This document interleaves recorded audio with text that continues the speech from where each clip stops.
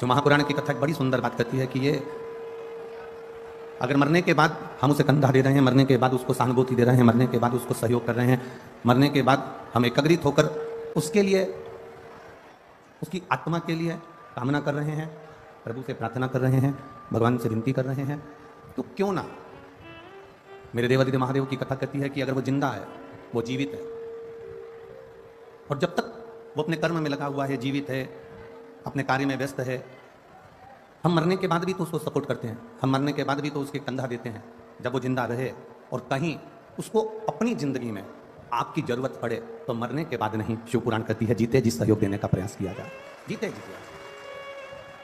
जब हम किसी भटके हुए व्यक्ति को, जिसने मार्ग से विचित हो गया, मार्ग छोड़ दिया, मार्ग से निकल कर चले गया, वो मार्ग उसको नहीं मिल रहा है, हमने उसको मार्ग दिखाया है, तो उसमें हमारी श्रेष्ठता है, उसमें हमारा एक आनंद है। शिव महापुराण की कथा करती क्या? शिव महापुराण की कथा करने का कार्य क्या करती है कि ये भटके हुए को मार्ग दिखाने का कार्य करती है। अगर कोई मार्ग से भटक रहा है, कोई मार्ग से विचित हो रहा है, तो ये शिव पुराण उसको मार्ग पर लाने का कार्य करती है। हम कितनी बड़ी कामना करते हैं, धर्म की, बोलो जम के बोलो, धर्म की जय हो, अधर्म का, प्राणियों में विश्व का कल्याण। अब हमने कामना करी कि विश्व का कल्याण, हम एक कामना करते हैं कि पूरे विश्व में शांति हो, पूरे विश्व का कल्याण हो, पूरे विश्व में शांति का माहौल हो, हर जगह पर शांति बनी रहे, विश्व का कल्याण हो जाए और विश्व में शांति बनी रहे। अरे विचार करिएगा अपने भीतर, एक अनुभव अपने अंदर उतारिएगा, एक विचार अपने अंदर उतारिएगा। हमारे घर में 8 लोग रह रहे हैं, 7 लोग रह रहे हैं, 6 लोग रह रहे हैं, 4 लोग रह रहे हैं, हमारे भीतर हम कमा खूब रहे हैं, हम संपदा लाभी बहुत रहे हैं, 2-2 3-3 दुकानें हम चला रहे हैं, 2-2 4-4 व्यापार कर रहे हैं, बिजनेस कर रहे हैं या नौकरी कर रहे हैं, तो नौकरी के बाद भी हम साइड का कोई बिजनेस कर रहे हैं, कमा रहे हैं, पर हमारे भीतर वो शांति क्यों नहीं है? हमारे भीतर वो सुख का अनुभव क्यों नहीं है? घर का एक व्यक्ति दवा खाने जाता है, घर का एक व्यक्ति हॉस्पिटल जाता है, 15-20 दिन ठीक निकलते हैं, फिर दूसरा व्यक्ति हॉस्पिटल चले जाता है, फिर किसी को डॉक्टर की जरूरत पड़ती है, फिर कोई बीमार पड़ा, फिर तीसरे को हॉस्पिटल जाना पड़ा, फिर उसको डॉक्टर को दिखाना पड़ा। घर का छोटे से छोटा बच्चे से लेकर बड़े से बड़ा तक व्यक्ति डॉक्टर को दिखाने के लिए हर 1 महीने में, 2 महीने में, 4 महीने में, 6 महीने में, 3 महीने में, 5 महीने में जा रहा। कभी एक बात का अनुभव करिए, कभी अपने भीतर ये अनुभव करिएगा, कभी अपने भीतर ये बात उतारिएगा कि ऐसा क्या कारण है कि घर में पहले के लोग तो 30-30, 40-40, 50-50 साल, 60-60 साल तक अच्छे रहते थे, 70-70 साल तक अच्छे रहते थे, उनको डॉक्टर की जरूरत नहीं पड़ती थी। पर अब ऐसा क्या कार्य हो गया कि लोग 15-20 दिन में, 1 महीने में, 4 महीने में, 6 महीने में डॉक्टर के पास जाना पड़ता है, डॉक्टर के पास पहुंचना पड़ता है? कारण क्या है? उसका एक कारण है हमारे भीतर की जो एनर्जी है, हमारे भीतर का जो बल है, हमारे भीतर की जो शांति है, हमारे भीतर का जो सुख है, वो शांति, सुख, एनर्जी हम अच्छी जगह पर खर्च नहीं कर रहे। एक प्रैक्टिकल कर देखिएगा, कभी आपको लगे कि सियोर वाला महाराज थोड़ी बहुत बात अगर अच्छी बोला है तो प्रैक्टिकल जरूर करना। 2 पौधे अपने घर में लगाना, 2 पौधे घर में लगाना, एक पौधे में पानी देना तो कुड़ कुड़ के देना, बस मेरे को ही पानी देना है, मैं ही करूं ये सारा काम और कोई नहीं कर सकता, और मैं क्या फालतू बैठी हूं जो पेड़ पौधे में पानी देती रहूं, कुड़ कुड़ के एक पौधे में पानी देना। और दूसरे पौधे में पानी देना तो बड़े प्यार से देना, कितना अच्छा पौधा है, जब बड़ा हो जाएगा ना तो इसमें फूल आ जाएंगे, बड़ा अच्छा लगेगा। दूसरे पौधे में जब पानी देना तो प्रसन्नता में देना, एक स्नेह के साथ, एक प्यार के साथ, एक प्रेम के साथ दूसरे पौधे में पानी दीजिए। एक पौधे में पानी देना तो थोड़ा कुड़ कर, थोड़ा क्रोध कर कर, थोड़ा गुस्सा कर कर, थोड़ा चिड़चिड़ कर कर, और दूसरे पौधे में पानी देना तो थोड़ा प्रेम रखकर, थोड़ा स्नेह रखकर, थोड़ी वात्सल्यता, थोड़ी करुणता रखकर। बीच में आवाज नहीं है पंडाल के बीच में। एक पौधे में अगर हम पानी दे रहे हैं, एक पौधे में अगर हम पानी दें तो थोड़ा चिढ़ कर दे रहे हैं, एक पौधे में हम पानी दे रहे हैं तो थोड़ा कुड़ कर दे रहे हैं, एक पौधे में हम पानी दे रहे हैं तो थोड़ा क्रोध कर दे रहा है, और दूसरे पौधे में हम पानी दे रहे हैं तो प्रेम से दे रहा है, दूसरे पौधे में हम पानी दे रहे हैं तो वात्सल्यता से दे रहा है।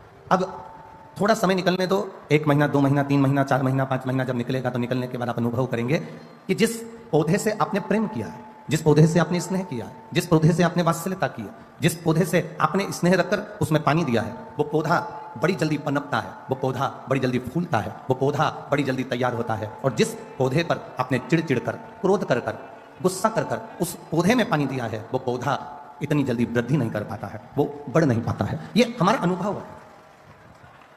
अब घर में सारा सुख है, वो कहते हैं ना, घर में सोफा सेट है, हीरे का सेट है, चांदी का सेट है, डिनर सेट है, ड्राइंग सेट है, बस आदमी अपसेट है, बाकी का सब कुछ है। अब जरा विचार करिए कि ये सब कुछ आनंद, ये सारा सुख, आपके घर में दुकान भी है, व्यापार भी है, व्यवसाय भी है, सब कुछ है, आपके घर में सब कुछ भरा पड़ा हुआ है, पर उसके बाद भी घर में शांति नहीं है, घर में रत्ती भर भी एक सुख नहीं है, घर के अंदर थोड़ा बहुत भी आनंद की अनुभूति नहीं है। कारण क्या है? क्या कारण हो सकता है ऐसा कारण है क्या? तो तभी अनुभव करिएगा कि हम जो काम कर रहे हैं, हम जो कार्य में लगे हुए हैं, हमारे मन का जो वाइब्रेशन है, हमारे मन का जो तरंग है, हमारे मन की जो सोच है, वो ठीक नहीं बैठ पा रहा। घर में रोटी बनाने वाली बहू बना रही है, घर में जेठानी रोटी बना रही है, देवरानी रोटी बना रही है, बहू रोटी बना रही है, उसका वाइब्रेशन से मतलब है एक बहू आई उसने दाल रख दी, दूसरी बहू आई उसने कुकर को उतार दिया, तीसरी बहू आई उसने दाल को छोक दिया, चौथी आई तो मिर्ची काट के चली गई, पांचवी आई तो वो आलू उबाल कर चली गई, छठी आई तो उसने सब्जी को बगाड़ दिया, सातवीं आई तो एक ने आटा निकाला, फिर आई तो एक ने आटा उसना, और एक आई तो अपने पति के लिए 4 पराठे सेक के चली गई, और दूसरी आई तो अपने खुद के बच्चों के लिए रोटी का टिफिन बनाकर चली गई। अब ईमानदारी से बोलना, रसोई घर के अंदर जब तुम्हारी सोच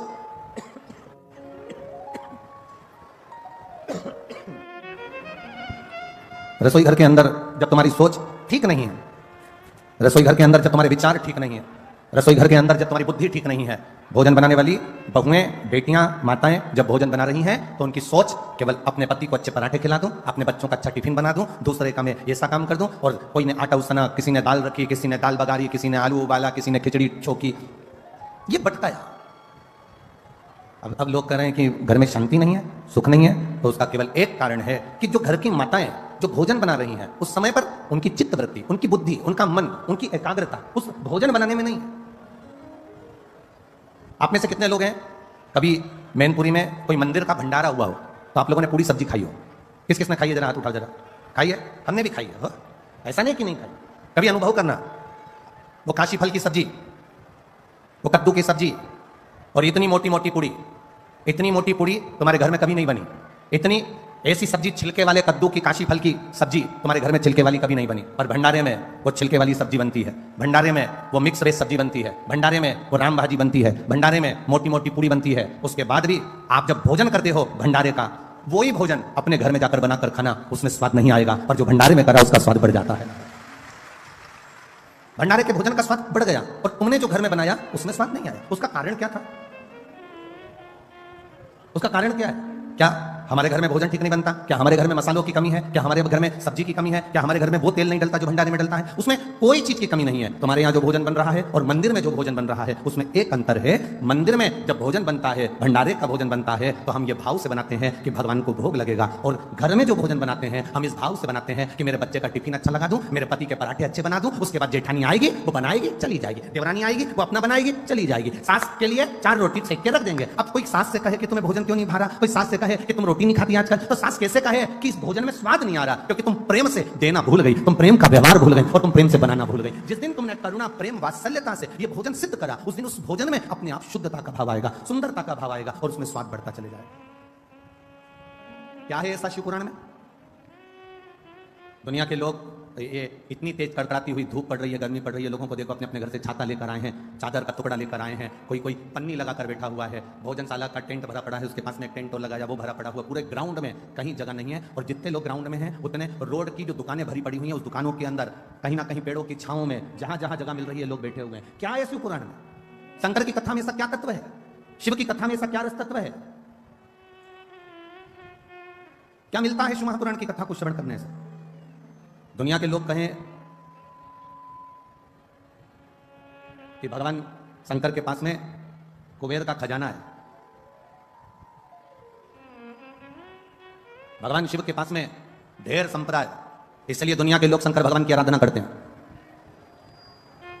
बहुत अच्छे से सुनना महाराज, तब अधिक मास की शिव महापुराण की कथा चल रही है, अपनी जिंदगी में उतारिएगा। लोग कहते हैं शिव जी के पास में कुबेर का खजाना है, शंकर भगवान के पास में अपार धन है, शिव जी के पास में अपार संपदा है, इसलिए दुनिया के लोग शंकर जी का भजन करते हैं, शिव जी का एक लोटा जल चढ़ाते हैं, शंकर जी की भक्ति करते हैं, इसलिए लोग शिव जी की पूजन करते हैं, उनसे मांगने के लिए, उनसे पाने के लिए। ये दुनिया के लोग समझ नहीं पाए। लोग कहते हैं शिव जी की पूजन इसलिए करते हैं क्योंकि उनके पास करोड़ों का धन है, अंबारियां भरी पड़ी है, लक्ष्मी भरी पड़ी है, संपदा भरी पड़ी है। उन दुनिया के लोगों को बताना कि हम शंकर जी की पूजन इसलिए नहीं करते कि उनके पास कुबेर का खजाना है। दुनिया के लोगों को बताना हम शंकर जी की पूजन इसलिए नहीं करते क्योंकि उनके पास ढेर खजाना है। हम शंकर जी की पूजन इसलिए नहीं करते कि उनके पास में धन और दौलत के भंडार भरे पड़े हैं। हम शंकर जी की पूजा इसलिए नहीं करते कि शंकर जी के पास बहुत सारी संविदा, बहुत सारा सामान, बहुत सारी पूंजी हमारे भोलेनाथ जी के पास में है। हम शंकर जी की पूजन धन को देखकर नहीं करते। हम शंकर जी की पूजन सनातनी शिव जी की पूजन शंकर का भक्त इसलिए करता है कि शंकर जी के पास इतना होने के बाद भी वो लुटाकर शमशान में रहता है, इसलिए हम शिव की पूजन करते हैं जो दोनों हाथों से लुटाना जानता है। इतनी संपदा होने के बाद खुद अच्छे सोने के महल में रह सकते थे भोलेनाथ। इतनी संपदा होने के बाद, कुबेर का भंडार होने के बाद, खजाना होने के बाद मेरे भोलेनाथ अच्छा महल बनाकर रह सकते थे। पर मेरे शंकर भगवान ना महल बनाकर रहते हैं, ना बहुत बड़ी अटारी बनाकर रहते हैं। मेरे भोलेनाथ तो शमशान का निवास कैलाश के शिखर पर अलमस्त होकर बैठे रहते हैं। क्योंकि हम शिव जी की पूजन उनके खजाने को देखकर नहीं करते, हम शिव जी की पूजन इसलिए करते हैं कि खजाना होने के बाद भी उनके जैसा लुटाने वाला दुनिया में कोई नहीं होगा, इसलिए शिव की आराधना। कौन होगा जो दुनिया में इतना खजाना लुटा देगा? आज के जमाने का व्यक्ति अगर कमाता है तो अपने बेटे को देता है। आज के जमाने का व्यक्ति थोड़ा बहुत कमा के लाता है तो अपनी पत्नी को देता है। आज के जमाने का व्यक्ति अगर कमा कर लाएगा तो अपने परिवार को देगा। पर मेरा वो घरदानी, मेरा त्रिकालदर्शी, मेरा कैलाशी, मेरा अविनाशी, मेरा शंभु, मेरा शंकर अपने पास कुछ नहीं रखता। हमेशा दिया, रावण को सोने की लंका दे दी, भस्मासुर को कंकण दे दिया, जो मर्जी पड़ी मेरे शंभु को उठा उठा कर दे दिया। वो अपने पास कुछ नहीं रखता, भंडार दुनिया के भरता है। वो तो वीराने का निवास करता है, अलमस्त होकर रहता है, सुख के साथ रहता है।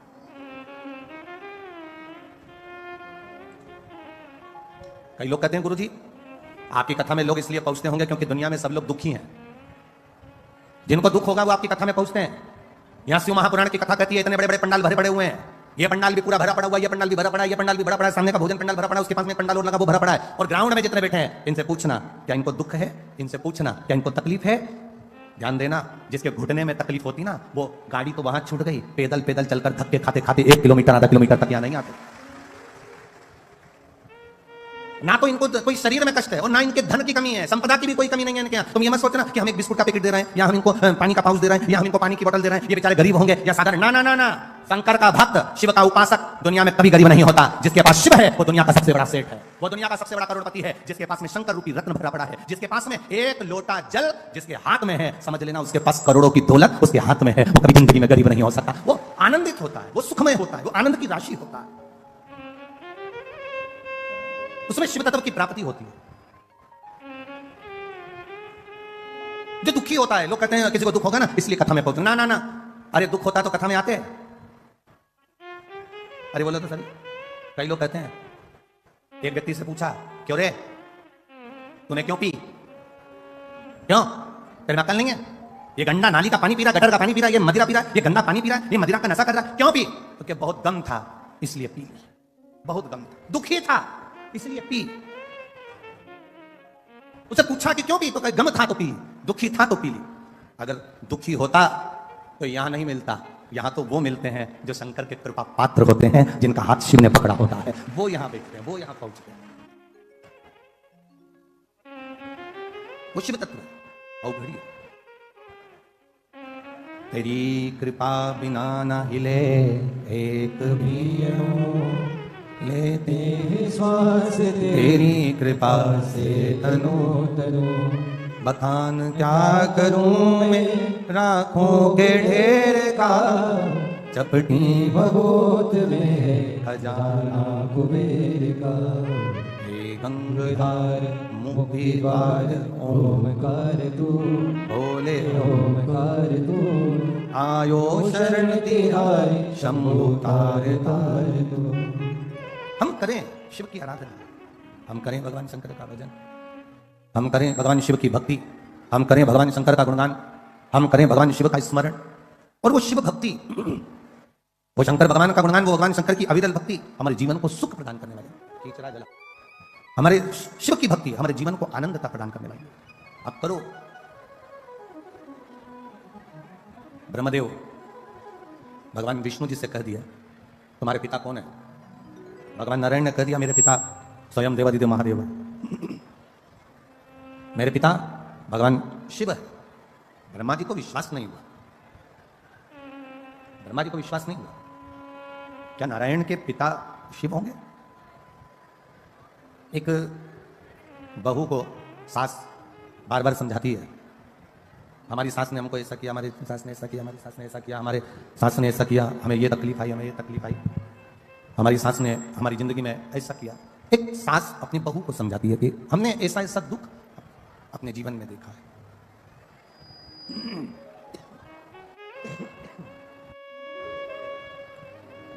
हमने ऐसा ऐसा दुख अपने जीवन में देखा। हमारी सास का जो स्वभाव था, हमारे सास का जो स्वभाव था वो बड़ा कठिन था, बड़ा कठोर स्वभाव। भगवान नारायण ने ब्रह्मा जी से कहा, भगवान नारायण ने ब्रह्मदेव से कहा कि मेरे जो पिता है ना भगवान शिव, वो साधारण नहीं है।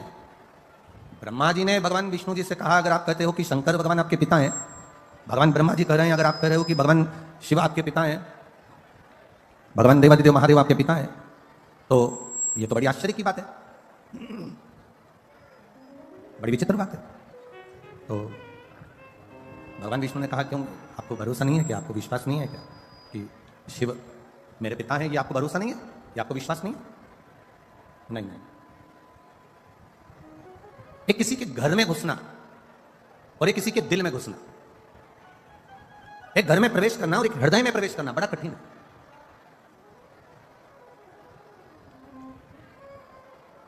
विश्वास, भरोसा एक इतना विशेष शब्द है कि ये आपके भीतर उतरना बड़ा कठिन है। दो चीजें बड़े सावधानी में रखिएगा, एक विश्वास भरोसा और एक शक। ये दो चीजें बड़ी ध्यान रखने वाली बात है। एक विश्वास भरोसा, दूसरा है शक, दूसरा है शक करना। ये दो चीजें बड़ी विचित्र है। हर किसी व्यक्ति पर शक भी मत करो, क्योंकि हो सकता है कि वो ठीक हो और आप अपने मन से गलत सोच रहे हो। कोई जरूरी नहीं कि तुमने सोचा वो व्यक्ति वैसा निकल जाए।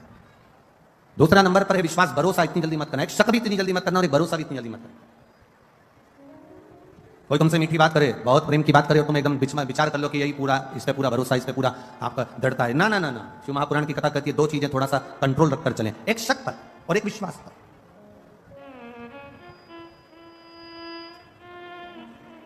और हम तो आपसे भी कहेंगे, जितने लोग कथा सुनने आए, जितने भी यहां पंडाल में बैठे और जितने लोग आस्था चैनल पर सुन रहे हैं और जितने फेसबुक यूट्यूब पर सुन रहे हैं, आपसे भी निवेदन है,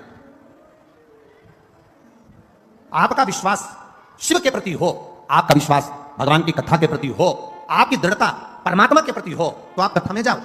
और आपका अगर विश्वास नहीं है, आपका भरोसा नहीं है, आपकी दृढ़ता नहीं है, तो आपको कथा में जाने की जरूरत नहीं। अपने घर पर रहो, 4 रोटी ज्यादा खाओ, आराम से टीवी देखो और सो। विश्वास हो तो परमात्मा है और विश्वास नहीं तो परमात्मा भी नहीं है। यह भरोसे से परमात्मा की प्राप्ति।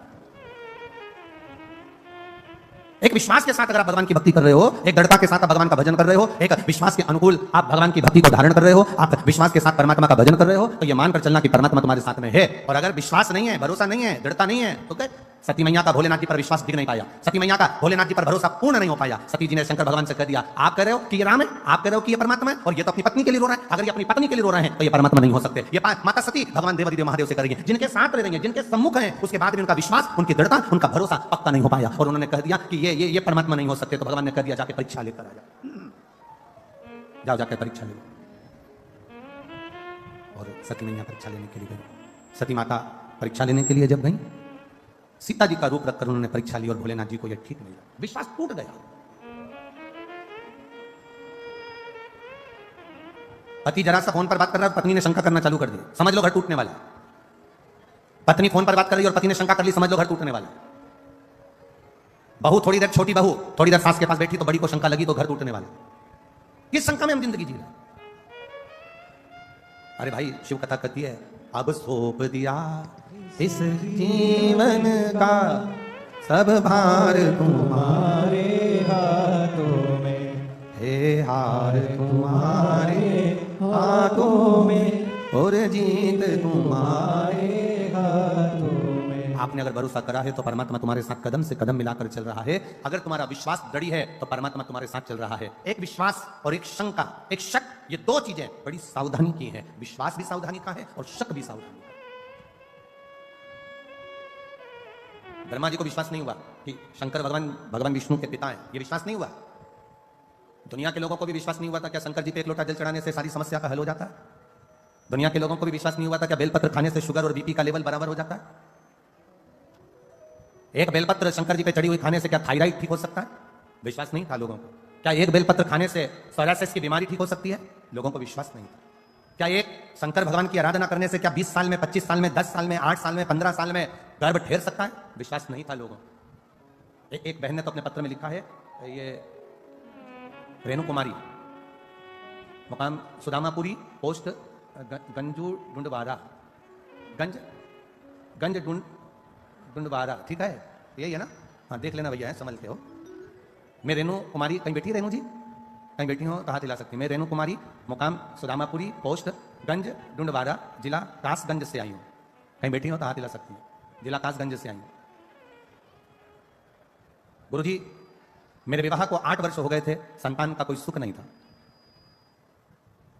आपने जैसी कथा कही उसके अनुसार मैंने कथा सुनी, और कथा सुनने के बाद बाबा देवादिदेव महादेव की वो सफेद आंकड़े की जड़ का प्रयोग किया, और बाबा ऐसी कृपा हुई कि मेरे घर में 2 संतान ने जुड़वा जन्म लिया।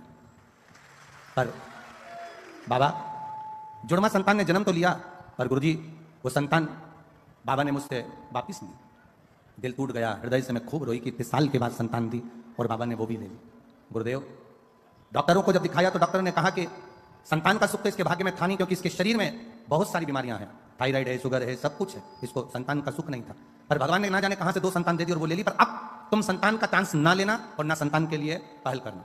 फिर भी भोलेनाथ की भक्ति में लग गई। गुरुजी आप कहते हो ना, फाइल अगर मोटी होती है थोड़ा सुधरने में समय लगता है, इसलिए मैं वापस बाबा की भक्ति में लग गई। और बाबा की भक्ति में ऐसी लगी कि बाबा ने फिर मेरा गर्भ ठहरा दिया, और 21 अप्रैल 2023 को मेरे घर में एक बेटे को फिर दे दिया, और बाबा की कृपा से वो स्वस्थ है।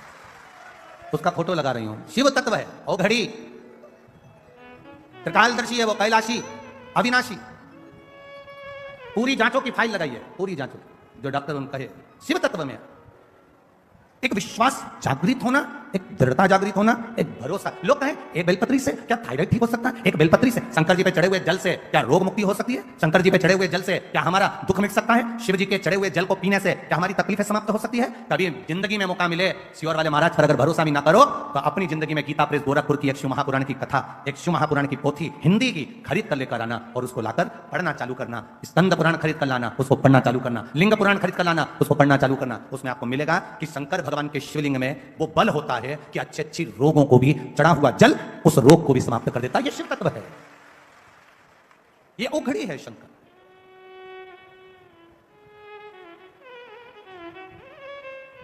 ये आप लोग सुनने बैठे हो कथा, बहुत देखिए, बहुत मैनपुरी वालों बड़े बड़े भाव से आप लोग कथा करवा रहे हो, और बड़े भाव से आप अधिक मास के महीने में सुन रहे हो। एक विचार करिएगा, किसी का मन कथा में लग भी जाएगा, और कोई ऐसा होगा जिसका मन कथा में नहीं भी लगेगा। जिसका नहीं भी लगा ना, उसको भी दुख मनाने की जरूरत नहीं है। ये सोच लेना कि उसके दरवाजे तक पहुंच गए ना, तो वो तुम्हारे दरवाजे तक पहुंच ही जाएगा। ये इतना अनुभव जरूर रखना। थोड़ा कष्ट हो सकता है, थोड़ी तकलीफ आ सकती है। हम कल भी कथा में कहे थे कि वीआईपी जगह से आने के लिए आप कार्यकर्ता से झगड़े नहीं, वीआईपी जगह से आने के लिए आप प्रशासन से कुछ बोले नहीं, वीआईपी जगह से आने के लिए आप कुछ ना करिए। आपसे निवेदन, आप तो ऐसी जगह जाकर बैठ जाओ जहां कोई नहीं बैठा। उस जगह पर बैठकर भी अगर माइक की आवाज तुम्हारे कानों में आ रही है, जब उठो तो वहां की भूमि को केवल मस्तक से लगाकर प्रार्थना कर चले जाना कि बाबा मैं तेरे भरोसे जा रहा हूं, अब तुझे संभाल, अब तुझे संभाल लेना, अब तुझे देख लेना। मैं क्या बोलूं, मैं क्या देखूंगा। खाली ना, प्रेशर बड़ा बाबू, खाली ना जाता कोई दर से तुम्हारे, मैं भी खड़ा हूं नदी मारे फसारे। ब्रह्मा जी को विश्वास नहीं हुआ कि नारायण भगवान के पिता शिव हो सकते हैं, यह भरोसा नहीं है, विश्वास नहीं। हमको भी भरोसा नहीं होता, हमको भी विश्वास नहीं होता है क्या शिव जी पे चढ़ा हुआ जल रोग से मुक्ति दे सकता है?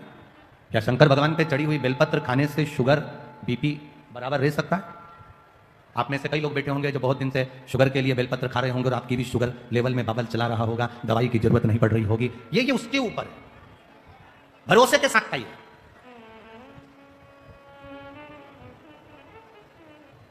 एक बात आपसे पूछें, कभी कभी ऐसा होता है, कभी कभी आपका बुखार नहीं उतरता, कभी कभी आपके शरीर का कष्ट नहीं जाता, और तुम डॉक्टर के पास पहुंची ना, और डॉक्टर के पास जाने के बाद तुमने डॉक्टर सामने तुम्हारा हाथ पकड़ा और उन्हें आला लगाया, और आला लगाकर तुम्हें चेक करा, और तुमसे पूछा क्या क्या तकलीफ हो रही है, और तुमने कह दिया साहब मेरे को भोजन नहीं भा रहा है, और मेरा पेट मरोड़ होता है, और तकलीफ होती है, और मेरी सांस लेने में दिक्कत हो रही है, और सर्दी बहुत रहती है, और फेफड़े में कब जमा होता है, मैं बहुत तकलीफ में हूं। तुमने सब कुछ डॉक्टर को कह दिया, जितना कह सकती थी कह दिया।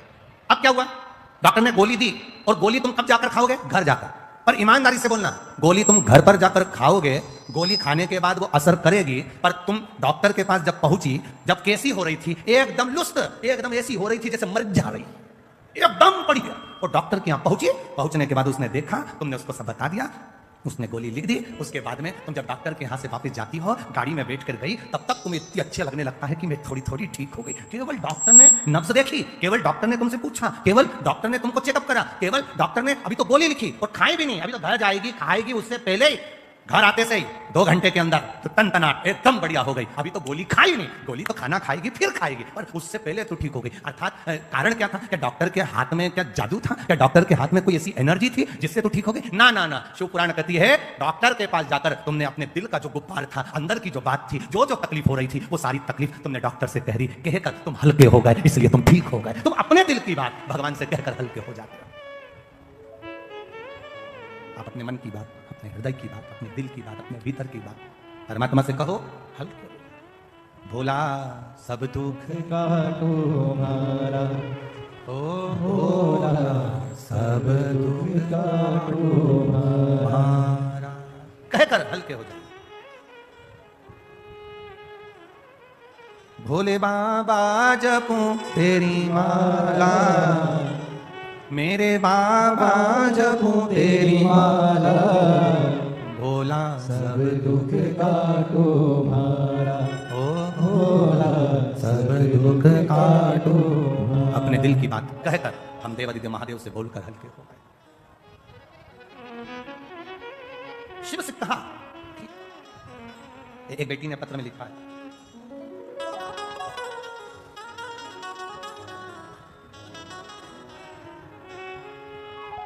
ज्योति श्रीवास्तव, पता हरदोई, पुल के नीचे, पिन नंबर 241001। कहीं बैठी हो? हाथ हिला सकती हैं।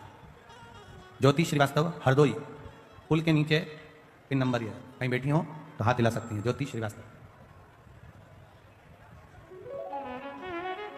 बाबा, मेरी तो पूरी लाइफ देवादिदेव महादेव ने बदल दी है। मैं क्या वर्णन करूं बाबा। मेरा कहीं सिलेक्शन नहीं हो रहा था। गवर्नमेंट जॉब के लिए मैंने बहुत अप्लाई किया, नहीं हुआ।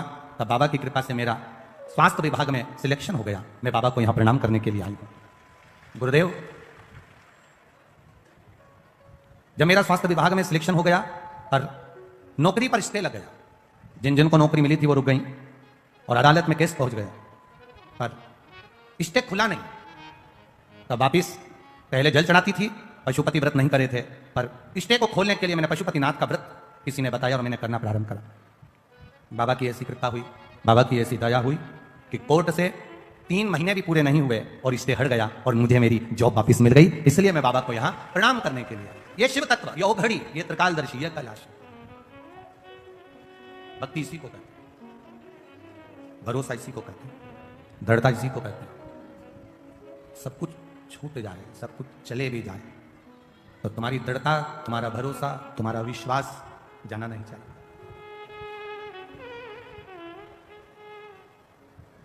किससे जाकर के? ब्रह्मा जी कह रहे हैं कि भगवान विष्णु से कि आपके पिता शिव जी हैं। नारायण, आप कह रहे हो कि आपके पिता शंकर जी हैं, पर मेरा विश्वास नहीं कहता कि आपके पिता शिव जी होंगे। तो भगवान नारायण ने पूछा कि ब्रह्मा जी, तुम कैसे कह सकते हो कि मेरे पिता शंकर जी नहीं है? तुम कैसे कह सकते हो? तब तुम बोल कैसे सकते हो कि मेरे पिता शिव नहीं है? कहा, मुझे एक कारण से लगता है। क्या कारण है? कहा,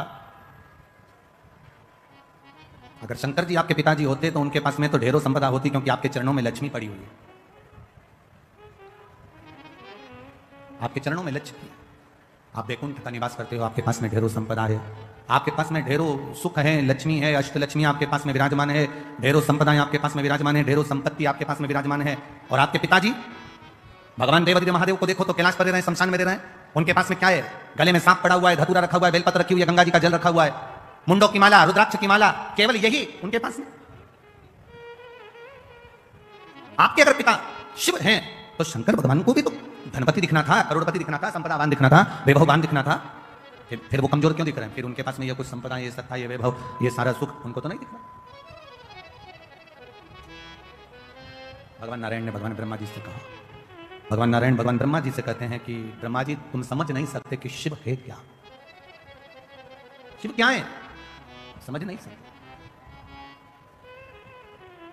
अरे तेरा ही दिया मैंने खाया पिया है, तेरा शुक्रिया है, तेरा शुक्रिया है, मुझे भोले बाबा ने बहुत दे दिया है, तेरा शुक्रिया है, तेरा शुक्रिया है।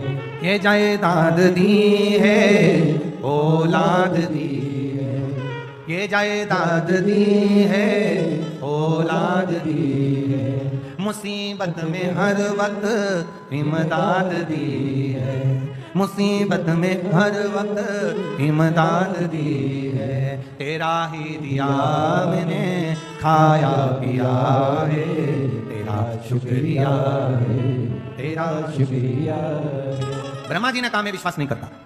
एक पर्वत जिसको घुमाना भगवान विष्णु ने और भगवान ब्रह्मा ने प्रारंभ किया, पर्वत घुमाते घुमाते घुमाते घुमाते अग्नि का खंभ प्रकट हुआ, एक लिंगायत आकृति प्रकट हो गई, शिवलिंग प्रकट हो गया। शिवलिंग प्रकट हुआ तो ब्रह्मा जी ने कहा इनका सिर कहाँ, पाँव कहाँ। ब्रह्मा जी शिव जी का सिर देखने के लिए आकाश मार्ग से ऊपर की ओर बढ़े। ब्रह्मा जी जब ऊपर की ओर बढ़े, भगवान नारायण शंकर भगवान का चरण ढूंढने के लिए नीचे की ओर गए। भगवान विष्णु को शंकर भगवान का चरण नहीं मिला,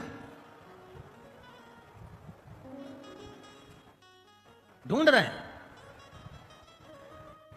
भगवान विष्णु वापिस आ गए, ब्रह्मा जी से कह दूंगा चरण नहीं मिला, वापिस। और कितनी विद्वत्ता है मेरे नारायण में, कितनी विद्वत्ता भरी है मेरे भगवान विष्णु में। वो शंकर जी के चरणों को ढूंढने के लिए गए और ब्रह्मा जी की विद्वत्ता देखिए, वो शीश ढूंढने के लिए गए। सार जरा विचार करिएगा, पहले भी कथा में कहा है, आज फिर कह रहे हैं। पहले के समय में इतना बड़ा क्रीम का डब्बा आता था, ऐसा गोल मुंह का बड़ा सारा, उसमें से क्रीम निकाल लो और अपने चेहरे पे लगा लो और डब्बा बंद कर दो। आज के जमाने में बड़े मुंह के डब्बे बंद हो गए, इतना बड़ा ट्यूब जैसा डब्बा आता है, पैकेट आता है ट्यूब का, और उसमें से ढक्कन लगा रहता है छोटा सा, उसको खोल लो और उसमें नीचे से उसको थोड़ा सा दबाओ, दबेगा तो ट्यूब बाहर जाएगा, निकालो और लगा लो। पहले इतना बड़ा डब्बा आता था, इसमें ऐसे उंगली डाल के निकालना पड़ता था। अब क्रीम जैसा आता है ऐसा लंबा, उसको बस ढक्कन खोल के नीचे से दबाओ और वो क्रीम निकल के बाहर और अपने चेहरे पे लगा दो। कितनी ज्ञान की बात इस डब्बे में और इस क्रीम में है। डब्बे में और क्रीम में कितनी ज्ञान की बात है।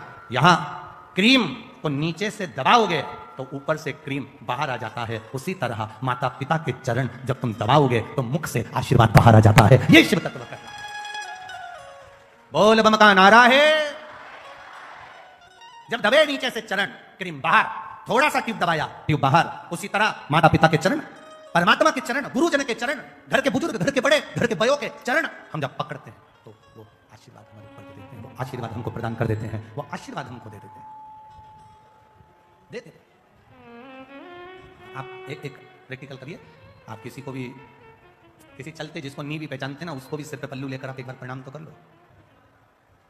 आप अगर एक बार प्रणाम कर लोगे ना,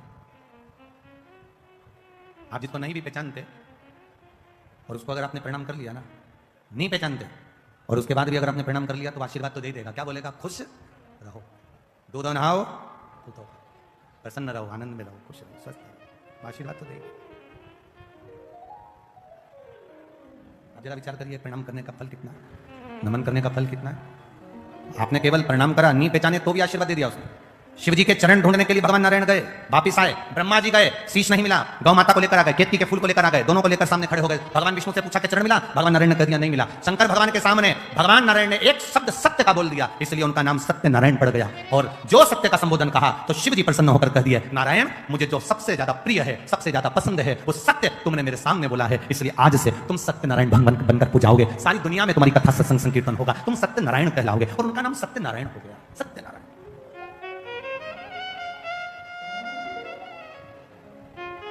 ब्रह्मा जी से पूछा, ब्रह्मा जी से कहा कि ब्रह्मदेव अब आप ये बताइए कि आपको शीश मिला है, आपको क्या भगवान शंकर का सिर मिला? ब्रह्मा जी ने कहा हाँ मिला। ना मानो तो गौ माता से पूछ लो। गाय से कहा शीश मिला है, गौ माता ने एक रोटी के लिए झूठ बोल दिया। झूठ बोला, शंकर भगवान ने श्राप दे दिया कि तेरा पूरा शरीर पूजाएगा पर तेरा मुख अपूज्य रहेगा।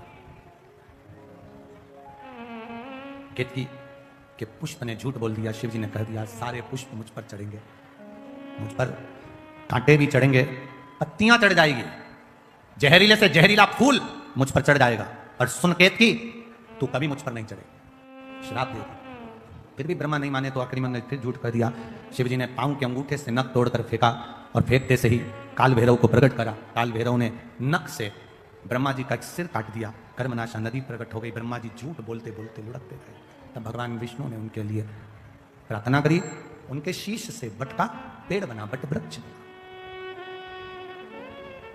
एक विचार करिएगा जरा भीतर से, शिव तत्व कह रहा है।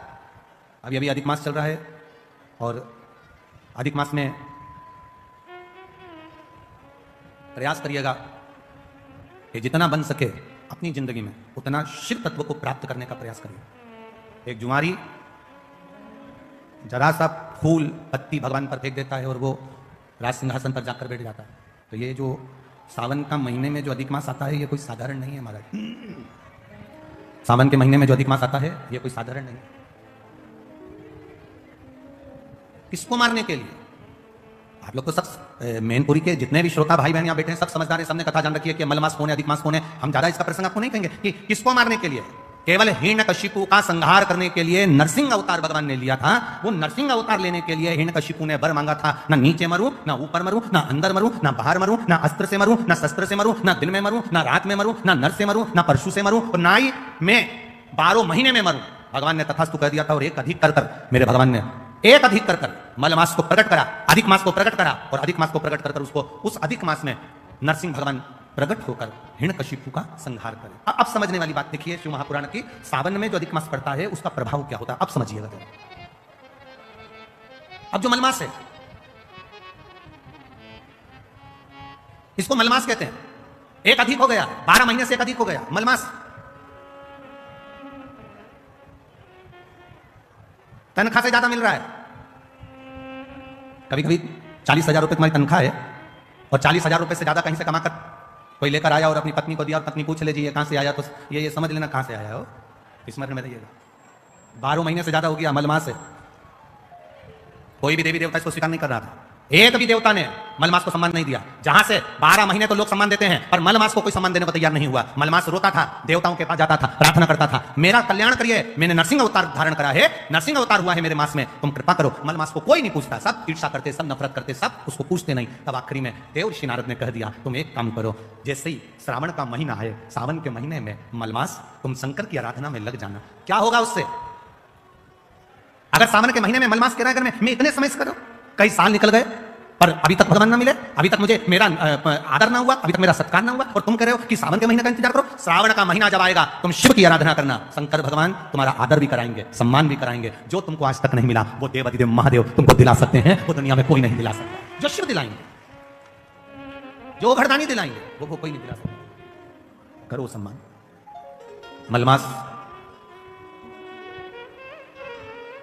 मलमास रो रहा है। सावन का महीना, आपको पहले भी कथा में कहा था, सारी समस्या का हल, जम के बोलो, जरा जम के बोलो, 1 लोटा जल। पर सावन के महीने में, अरे जम के तो बोलो, 2 लोटा जल। अब तुमसे कोई पूछे कि ये लोगों को तो बुद्धि ना जाने दुनिया के लोगों की कहां चली गई, हमें तो स्मरण में नहीं आता। दुनिया के लोग जो ये कावड़ लेकर जाते हैं तो कावड़ वाले पर लोग कमेंट्स करते हैं कि कावड़ क्यों ले जा रहे हो, कौन ले जा रहे हो, क्या काम है, तुम ये कर लो, तुम वो कर लो, तुम ये करो, तुम वो करो, क्या रखा है कावड़ ले जाने में, क्या रखा है शिव जी पे जल चढ़ाने में। हम उनको कहना चाहेंगे कभी एक बार मौका मिले तो स्कंद पुराण और स्कंद पुराण का काशी खंड, कभी मौका मिले तो स्कंद पुराण पढ़िएगा और स्कंद पुराण का काशी खंड पढ़िएगा। और कभी मौका मिले तो भगवान शिव के प्रागट्य की यह कथा, ब्रह्मा और विष्णु के घर्षण की कथा का स्मरण करिए, कभी मौका मिल जाए। कितना सुंदर कहा। मलमास जिसको लोग छोड़ दिए, अब शब्द कह दिए, ताने देते हैं, आड़ा टेढ़ा बोलते हैं, वो मलमास सावन के महीने में 2 लोटा जल लेकर शिव जी की भक्ति में बैठ गया। शिव की भक्ति, आराधना कर रहा, शिव जी की भक्ति कर रहा, आराधना कर रहा, 2 लोटा जल हाथ में लेकर बैठा है, आराधना। सावन का महीना पूर्ण होने वाला है और मलमास भगवान शिव की भक्ति में लगा तो शंकर जी के नेत्र खुल गए। शिव जी ने जाकर पूछ लिया, भगवान देवादिदेव महादेव ने जाकर, भगवान शंकर ने जाकर पूछ लिया आखिर बात क्या है। मलमास नेत्र बंद कर हाथ में जल लेकर बैठा, शिव जी को समर्पित करने के लिए शंकर की भक्ति में डूबा था, शिव नाम की भक्ति में तल्लीन।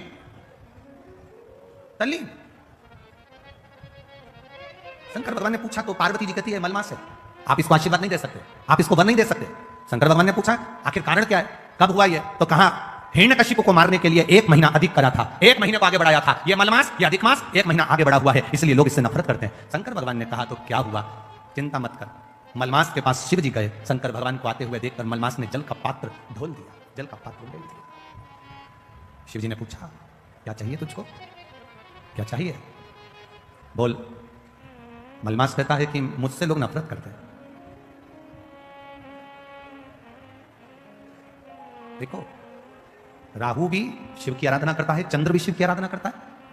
लोग कहते हैं ये देवता ब्राह्मण के हैं, ये देवता क्षत्रिय के हैं, ये देवता वैश्य के हैं, ये देवता शूद्र के हैं। शिव महापुराण की कथा कथी है, दुनिया के लोगों ने देवताओं को भले बांट लिया हो, कोई ने कह दिया राम जी क्षत्रिय है, तो कोई कहे भगवान कृष्ण ये है, तो कोई कहे भगवान ये है। पर शिव महापुराण की कथा कथी है, शंकर की आराधना करने वाला ब्राह्मण हो, क्षत्रिय हो, वैश्य हो, शूद्र हो, भगवान शिव को यह मतलब नहीं है। शंकर जी तो ये जानते हैं कि उसके हृदय में भाव कितना है और मुझे इसकी झोली में देना कितना है, ये शिव तत्व जानता है। उससे मतलब नहीं है मेरा महादेव।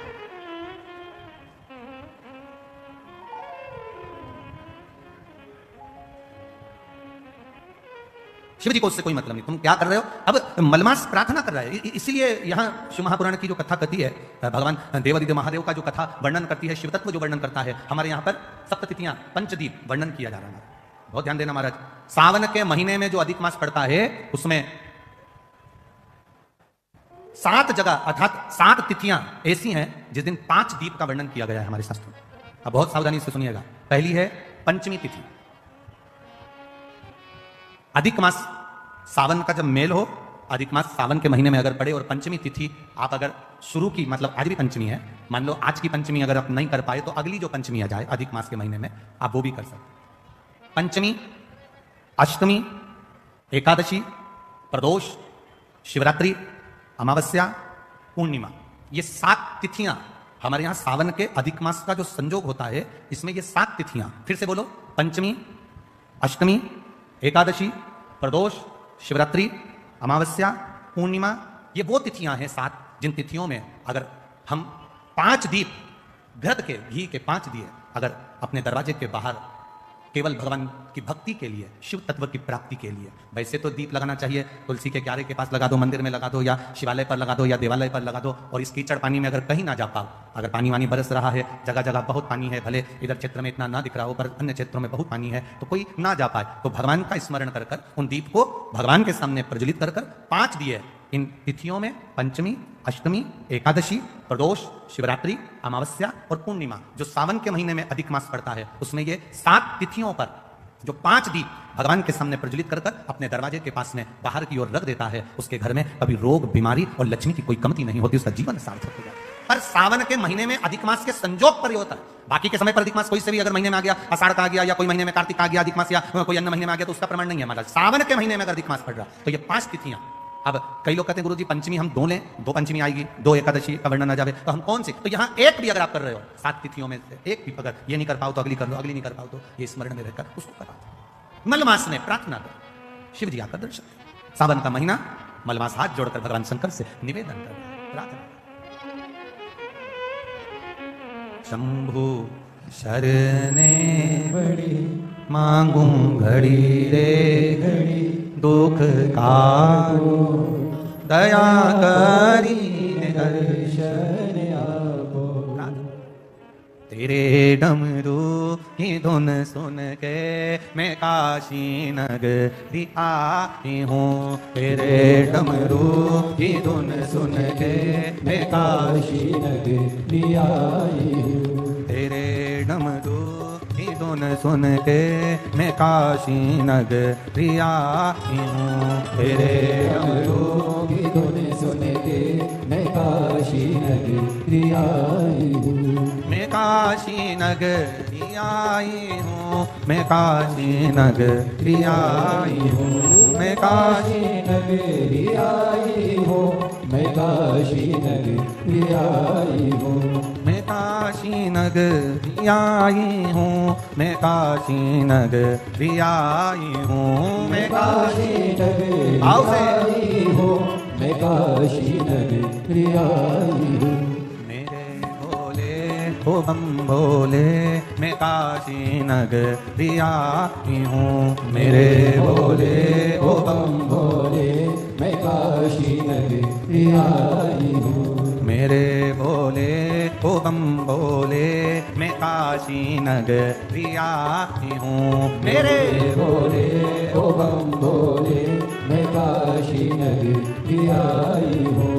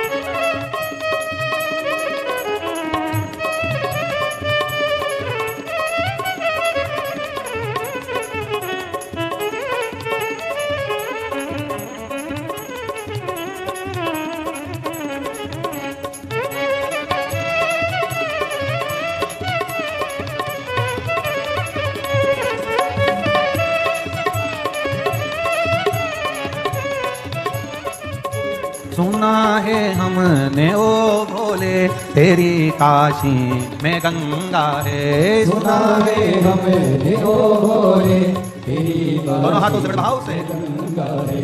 सुना है हमने ओ भोले तेरी काशी में गंगा है। सुना है हमने ओ भोले तेरी काशी में गंगा है।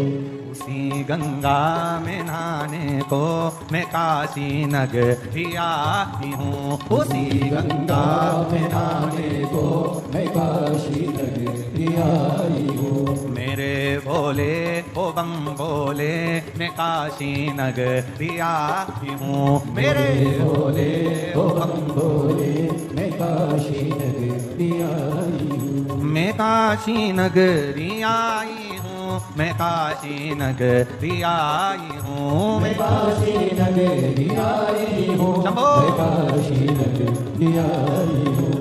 मेरे भोले ओ बम भोले मैं काशी नगरी आई हूँ। मेरे भोले ओ बम भोले मैं काशी नगरी आई हूँ। जय हो।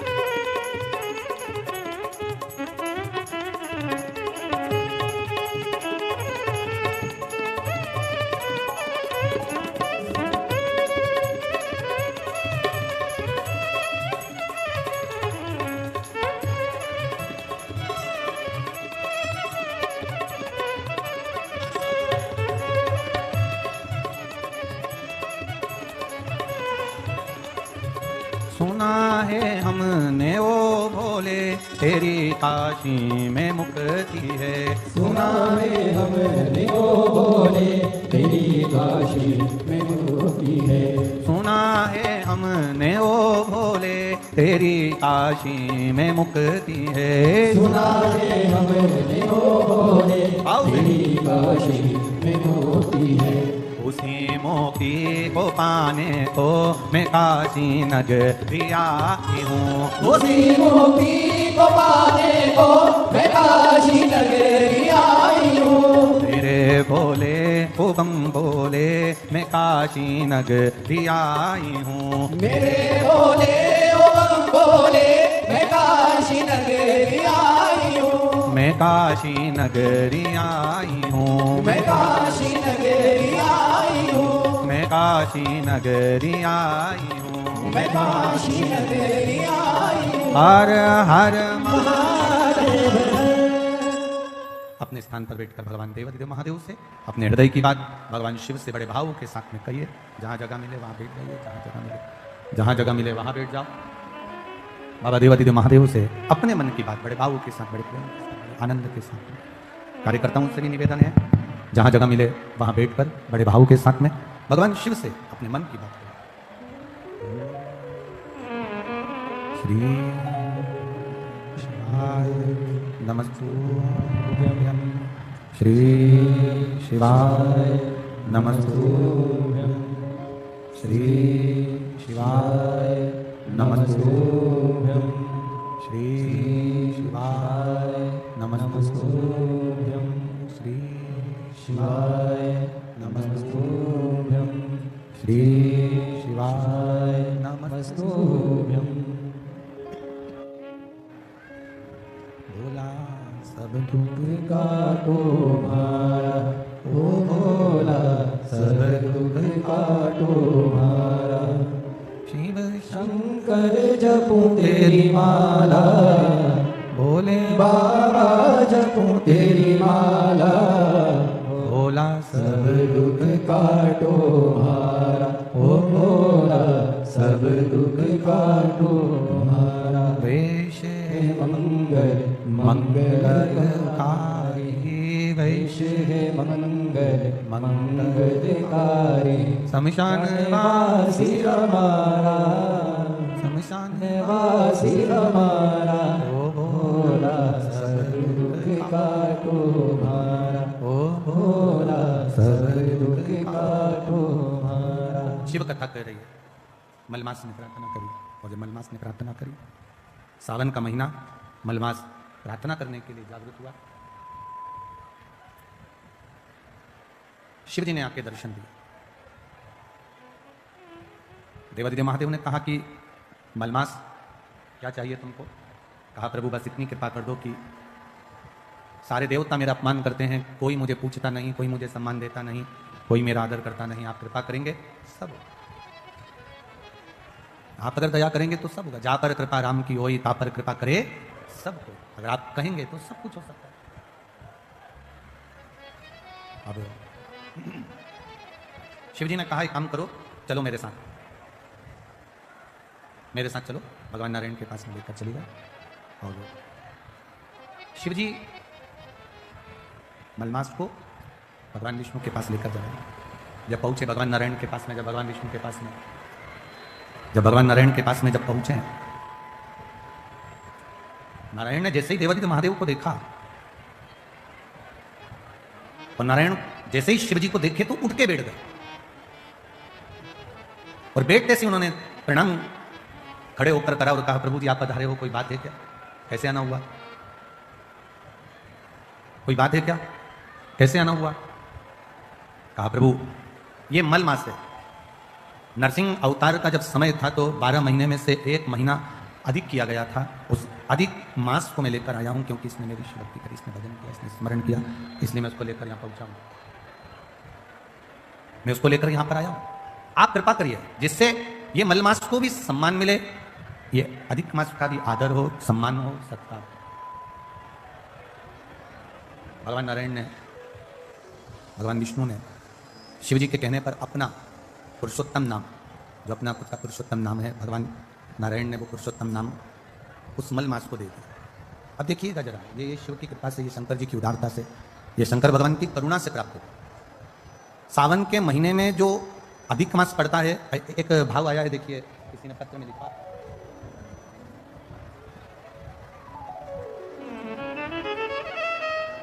मैं रेशमा देवी श्री राम प्रकाश जी उपाध्याय, ग्राम वेदपुरा, जैतपुर, बाहा तहसील, आगरा से आई हूं। कहीं बैठी हो तो हाथ हिला सकती, जहां कहीं भी बैठी हो अपना हाथ हिला सकती। मैं रेशमा देवी श्री राम प्रकाश उपाध्याय, ग्राम वेदपुरा, जैतपुर, बाहा तहसील, आगरा से आई हूं। मेरा मोबाइल नंबर यह है। मेरे पति जिनकी उम्र 80 वर्ष हो चुकी है, उनके पेट में एक गेंद के बराबर एक गठान हो गई थी, जिसे कई डॉक्टरों को दिखाया तो उन्होंने कैंसर की गठान बताई। वो कैंसर की गठान और कैंसर का इलाज चालू हुआ। आगरा, फरीदाबाद, हरिद्वार, जयपुर, दिल्ली, ऐसे कई जगह पर डॉक्टरों को जाकर दिखाया गया, पर सभी ने कैंसर बताया, आराम नहीं लगा।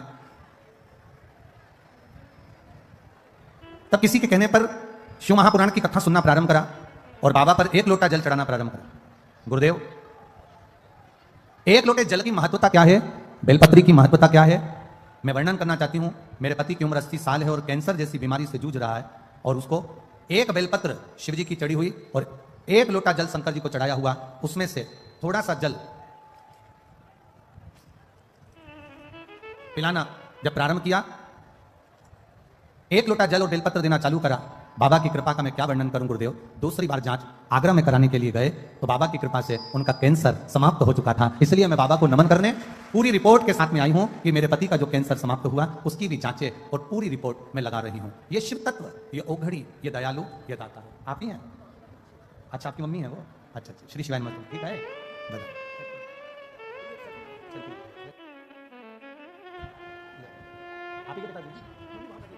इन्हीं के पिताजी हैं, माताजी पीछे बैठी हैं तो आ नहीं सकती, इसलिए ये शिव तत्व। एक बार जोरदार ताली बजा। ओघड़ी है शिव, शिव ओघड़ी है। उसका भजन, उसका कीर्तन, उसका मंत्र जाप, उसका स्मरण, आज साउंड बिल्कुल ठीक नहीं चल रहा बाबू, उसका मंत्र, उसका स्मरण, उसका कीर्तन, उसका नाम जाप हमारे जीवन की सुखता देता है। ये 7 जगह पर जो दिए सावन की अधिक मास में हम जो लगा रहे हैं, 7 जगह पर जो पंचदीप का जो वर्णन कर रहे हैं, ये हमारे जीवन में, हमारे घर में आने वाले दुख, तकलीफ, कष्ट, रोग, बीमारी को बाहर करने के लिए और हमारे जीवन में सुख का अनुभव करने के लिए, आनंद का अनुभव करने के लिए शिव कथा करती है। भगवान शंकर का संवाद करता है, शिव महापुराण की कथा वर्णन करती है। स्वयं शिव भगवान नारायण के कहने पर मलमास को भी वर प्रदान कर देते। स्वयं भगवान नारायण ने तो वर दिया, साथ में स्वयं देवाधिदेव महादेव ने भी वर दिया। और महादेव ने कहा, सुन मलमास, जिस समय पर घड़ी, पल, नक्षत्र, समय बदलते बदलते तो मलमास सावन के महीने में जब आएगा, सावन के महीने में जब तू पहुंचेगा और जो अपने हृदय से मेरी आराधना मल मास में, पुरुषोत्तम मास में, अधिक मास में करेगा, शिव जी कहते हैं उसकी जिंदगी में कभी कोई दुख मैं आने नहीं दूंगा। ये शिव तत्व की प्राप्ति, ये शंकर जी के मूल तत्व की प्राप्ति है, भगवान देवाधिदेव महादेव की प्राप्ति का अंदर सहज नहीं है। शिव एक पहचान मेरे देवाधिदेव महादेव के भीतर हो। जैसे आपको पहले भी कथा में कहा, शिव जी का नाम लेकर, भगवान शंकर का स्मरण कर कर आप डॉक्टर को दिखाओ, डॉक्टर जो दवाई दे उसको खाओ, जांच कराए डॉक्टर तो जांच कराओ, औषधि दे डॉक्टर तो औषधि खाओ, तुम्हारी मर्जी पड़े 50 जगह पर डॉक्टर को दिखाने के लिए जाओ और 50 जगह पर जांच भी कराओ, दवाई भी लाओ, डॉक्टर की दवाई पर भरोसा भी करो। पर शिव महापुराण की कथा कहती है, साथ में भगवान शिव का तत्व कह रहा है, शिव महापुराण की कथा कह रही है, साथ में शंकर जी पे चढ़ा हुआ एक लोटा जल और एक बेलपत्री का भाव अपने जीवन में उतारना प्रारंभ करिए। ये जीवन का सुख प्रदान कर देगा, ये जीवन का एक आनंद की अनुभूति करा देगा, सारी समस्या का हल। बोल बम का नारा है, आवाज नहीं आई, जरा दम से बोलो, बोल बम का नारा है। एक बेलपत्र, एक लोटा जल का जो भगवान देवाधिदेव महादेव वर्णन कर रहे हैं, शिव तत्व कह रहा, भगवान शंकर की कथा कर। आया समय, ब्रह्मा जी का सिर बड़ का पेड़ बन गया, बट वृक्ष बन गया, आराधना करी, भगवान ब्रह्मा जी से कहा अर्धनारीश्वर स्वरूप का दर्शन किया जाए। पहचानना शिव जी को कठिन है। एक बात बहुत ध्यान लगाकर सुनना, बैंक में एक मशीन होती है, बैंक के अंदर एक मशीन होती है, जिस मशीन में नोट की अगर गिनती चलती है तो नकली नोट अपने आप बाहर हो जाता है। बोलो सही है? अरे बोलो तो जम के, सही है ना? हमारे सामने अगर नकली नोट आ जाए तो हम नहीं पहचान सकते, हमारे सम्मुख में अगर नकली नोट आ जाए तो हम नहीं जान सकते। पर बैंक में एक मशीन होती है, उस मशीन पर अगर नोट गिनती हो रही है और उस नोट में अगर नकली नोट आ जाता है तो वो मशीन उस नोट को बाहर कर देती है। नकली है इसलिए बाहर कर देती है। जितने शंकर भगवान के उपासक होते हैं, जितने भगवान शिव की आराधना करने वाले होते हैं, शिव भक्ति में डूबने वाले होते हैं, शंकर का गुणगान करने वाले होते हैं, शंकर की भक्ति में डूबने वाले होते हैं, जिससे नोट की मशीन में से नकली नोट बाहर हो जाता है। शिव महापुराण की कथा कहती है, शंकर का गुणगान करने वाला जब रोज रोज शिव के मंदिर में जाता है तो उसके जीवन का दुख भी मंदिर के बाहर हो जाता है, उसके घर से बाहर हो जाता है, उसके जीवन का दुख समाप्त।